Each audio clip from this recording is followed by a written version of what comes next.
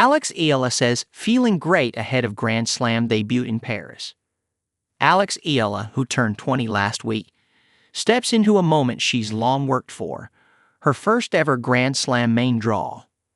She faces Emiliana Arango of Colombia on court 6, the second match of the day and a huge milestone not just for her but for Philippine tennis. Ahead of her opening round match, Eala sat down with the international media Saturday at Roland Garros Stadium for a press conference that revealed not only her excitement and focus, but also the pride she carries for her country and the weight of the expectations that come with success. Asked how she feels heading into her debut, Eala spoke candidly about her emotions. "I'm feeling great, super excited. Of course, a new experience, to be in the main draw area, to do main draw things. But at the same time, just kind of prepping like I do every other tournament," she said. She emphasized that her preparation hasn't changed despite the grand stage. Instead of focusing on big outcomes, she's working on improving details in her game, especially on clay. "This is my first clay season as a top 100. Rome and Madrid were tough. Big opponents. So many things to just up my level. Technically, physically. It's more about being able to execute a certain level on the court," Eala added. After her stunning semifinal run at the 2024 Miami Open, expectations started building, not just from the public but within herself. It's normal to have higher expectations. After Miami, things kind of came to life. Being now top 100, now top 70. I'm so thankful. But what keeps me focused is the day-to-day work and small details. That way, the pressure doesn't feel so heavy, she added. She admitted that knowing one's potential and actually delivering are two very different challenges. You can know you have the level, but executing it is another thing. Miami helped my belief. But there will be moments where results don't help. That's when confidence from within really matters. Representing the flag when asked what it feels like to be cheered on by millions of Filipinos, Eala offered a powerful and emotional response. "Being Pinoy is such a big part of who I am. And I think that's also what sets me apart from so many of these players. Growing up in Manila, like nobody did it before. Nobody's been here," she said.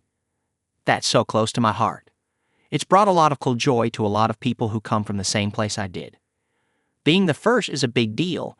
It gives other people courage to follow the same path. For a lot of fans in the tennis world, I'm representing our country and our people. So I do my very best to keep my emotions in check and carry myself well. Because even though I'm doing it for myself, a personal journey, people watching will see me as a reflection of our people." From local courts to Paris clay, a full circle moment. Reflecting on how far she's come, Alex shared a memory that grounded everything in reality. "Of course, yeah, we always joke about how far we've come, especially when we play in these big tournaments and the facilities are amazing," she said. "You know, before we would joke about how we would travel to Palawan or Boracay or all these places back home, Cebu, you know, and now we're in Paris, we're in Rome. So it's definitely a different level, and it's a full circle moment when you think about it. The difference between those early grassroots events and what she's experiencing now at Roland Garros isn't lost on her. I mean, everything is just like so much to be grateful for. You know, where I started out. The tournaments at the beginning, like the grassroots, you know, the courts were cracked, nets were broken, fences were. They weren't completed. And here, everything's so detailed, everything's so modern. And yeah, those are the things that you think about, little things that people might not appreciate as much if they grew up here." She added that it's not just the courts. The entire player experience at Roland Garros feels like a world apart.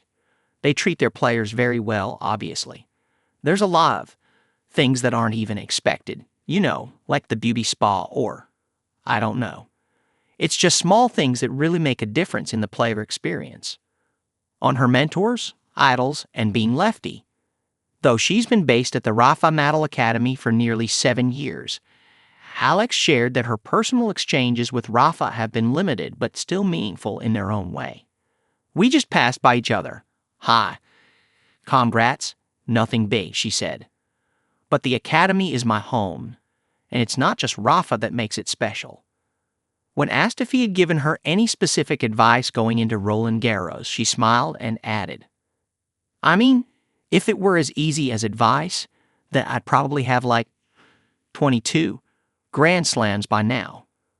It was a light-hearted moment, but it showed how much respect she has for the level of greatness Nadal represents, and how much she values the environment she's grown up in at the academy. When asked about her idols, she smiled as she looked back on her early tennis memories. "Maria Sharapova was my biggest idol growing up.